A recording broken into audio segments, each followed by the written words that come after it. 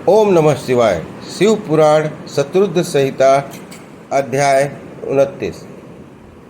भगवान शिव के कृष्ण दर्शन नामक अवतार की कथा।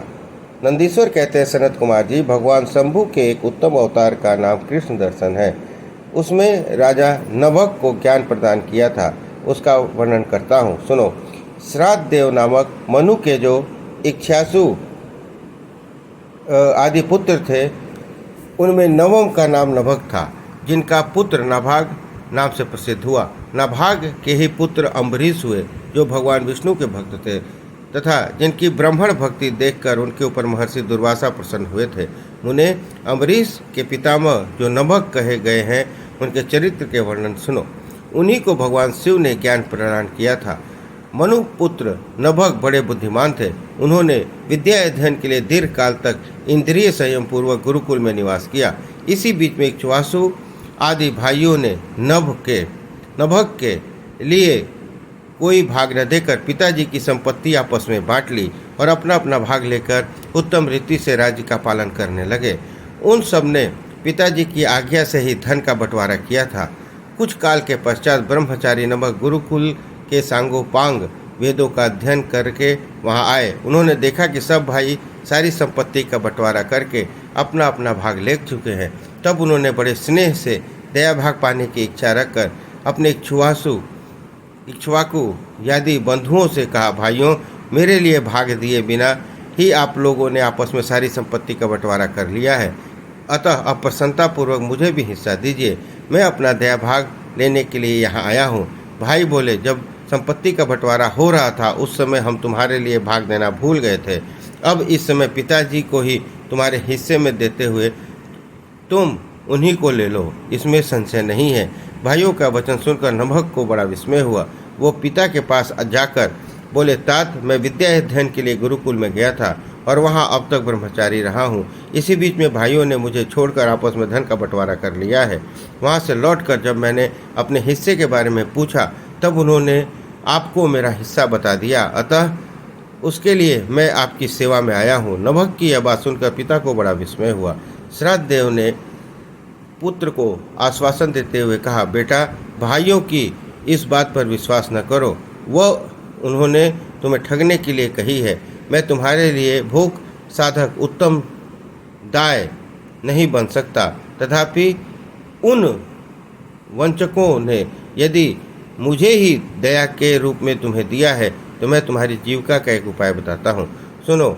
इन दिनों बड़े उत्तम बुद्धि वाले आंगीर संगोत्रीय ब्राह्मण एक बहुत बड़ा यज्ञ कर रहे हैं।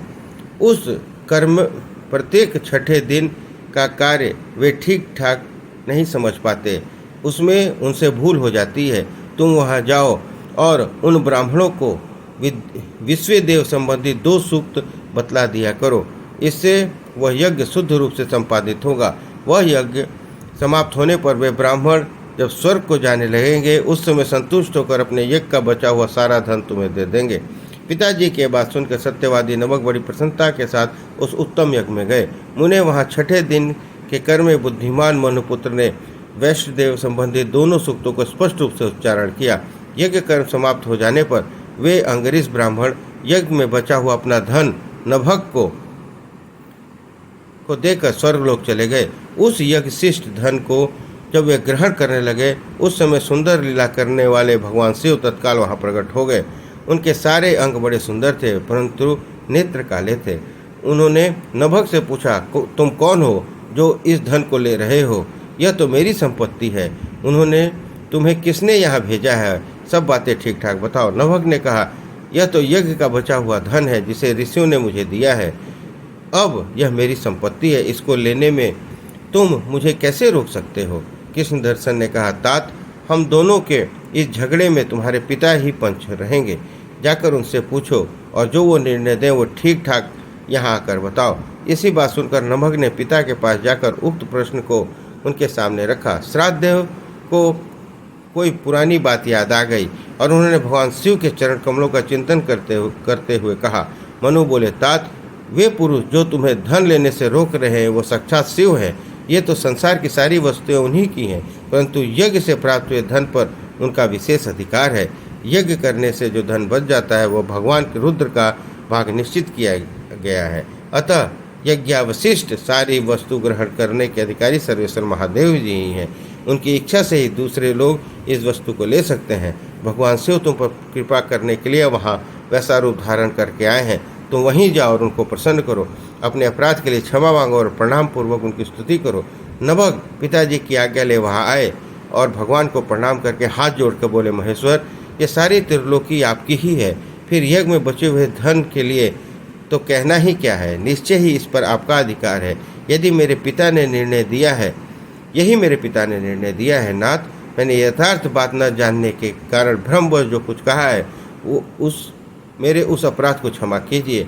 मैं आपके चरणों में मस्तक रखकर यह प्रार्थना करता हूँ कि आप मुझ पर प्रसन्न हो। ऐसा कहकर नभग ने अत्यंत दीनतापूर्ण हृदय से दोनों हाथ जोड़कर महेश्वर कृष्ण ने दर्शन का स्तवन किया। उधर श्राद्ध देव ने भी अपने अपराध के लिए क्षमा मांगते हुए भगवान शिव की स्तुति की। तदंतर भगवान रुद्र ने मन ही मन प्रसन्न हो नभग को कृपा से देखा और मुस्कुराते हुए कहा। कृष्ण दर्शन बोले, नभग, तुम्हारे पिता ने जो धर्माकुल बात कही है यह ठीक ही है।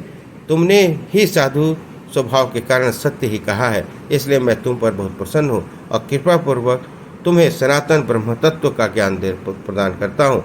इस समय यह सारा धन मैंने तुम्हें दे दिया, अब तुम इसे ग्रहण करो। इस लोक में निर्विकार रहकर सुख भोगो।